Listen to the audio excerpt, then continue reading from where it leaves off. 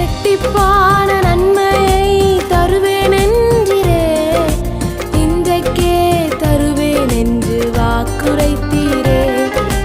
இழந்ததை திரும்ப தருவேன் என்று சொன்னீரே, இரட்டிப்பான பங்கையும் தந்திடுவாரே.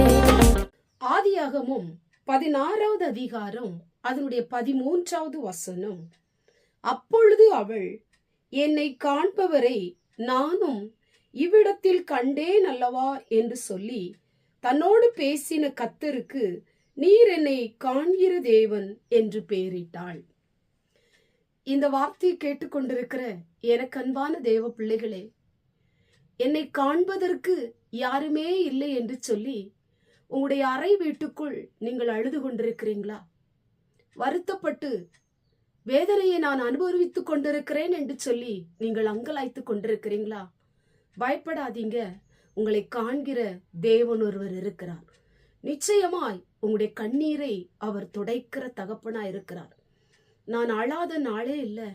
ஒவ்வொரு நாளும் என் அறை வீட்டுக்குள்ள இந்த காரியத்தை நினைத்து நான் அழுது கொண்டிருக்கிறேன். என் அழுகை யாருக்கு தெரியும்? என் அங்கலாய்ப்பு யாருக்கு தெரியும்? என் வேதனைகள் யாருக்கு தெரியும்? என் உபத்திரவங்கள் யாருக்கு தெரியும் என்று சொல்லி நீங்கள் அழுது கொண்டிருக்கலாம். உங்களை காண்கிற தெய்வம் ஒருவர் இருக்கிறார். அவர் பரலோகத்தில் இருந்து உங்களுடைய அழுகையை கண்ணோக்கி பார்க்கிற பரிசுத்த ஆவியானவராய் இருக்கிறார். இன்றைக்கு குடும்பங்கள் உங்களை வெறுத்திருக்கலாம், உறவுகள் உங்களை தள்ளி வைத்திருக்கலாம், சொந்த கணவனே உங்களை வெறுத்து வைத்திருக்கலாம், சொந்த பிள்ளைகளே உங்களை வெறுத்து ஒதுக்கி இருக்கலாம். எல்லாராலும் வெறுக்கப்பட்டு ஒதுக்கப்பட்டு புறக்கணிக்கப்பட்ட நிலைமையிலே நீங்கள் அலைந்தவர்களா இருக்கலாம். இன்றைக்கு இயேசு உங்களை காண்கிற தகப்பனா இருக்கிறார். உங்களுடைய பிரச்சனைகளை மாற்றுகிற பரிசுத்த ஆவியானவரா இருக்கிறார். உங்களுடைய சூழ்நிலைகளை மாற்றுகிற பரிசுத்த ஆவியானவரா இருக்கிறார். நீங்கள் அழுகிற கண்ணீரை துடைக்கிற தகப்பனா இருக்கிறார். எனக்கு யாரும் இல்லையே, எனக்கு உதவி செய்ய யாரும் இல்லையே, எனக்கு உதவிட யாரும் இல்லையே, என்னை விசாரிப்பதற்கு ஒருவரும் இல்லையே என்று சொல்லி அழுது கொண்டிருக்கிறாய தேவ பிள்ளையே, கர்த்தர் உன்னை காண்கிற தகப்பனா இருக்கிறார். உன் கண்ணீரை காண்கிறார், உன் துக்கத்தை பார்க்கிறார், உன் வேதனைகளை கர்த்தர் பார்க்கிறார். உனக்கு நிச்சயமாய் நியாயம் செய்வார். உங்களுக்கு நிச்சயமாய் ஒரு அற்புதம் செய்வார். நிச்சயமாய் ஒரு மகிழ்ச்சியை நீங்கள் காணும்படி ஆண்டவர் கிருபை செய்வார்.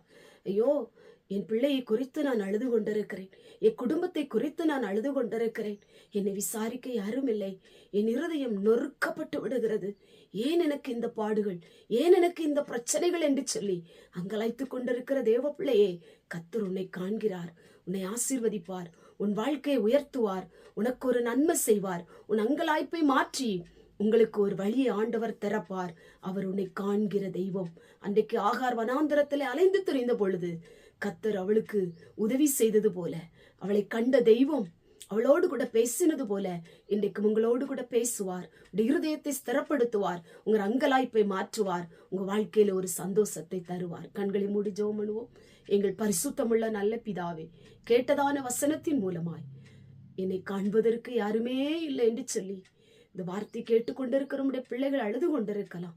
அழுகிற சூழ்நிலைகளை அறிகிற தகப்பன் அவங்களுக்கு உதவி செய்து அவங்களை ஆசீர்வதியும். இயேசுவின் மூலம் ஜெபிக்கிறோம் பிதாவே, ஆமென்.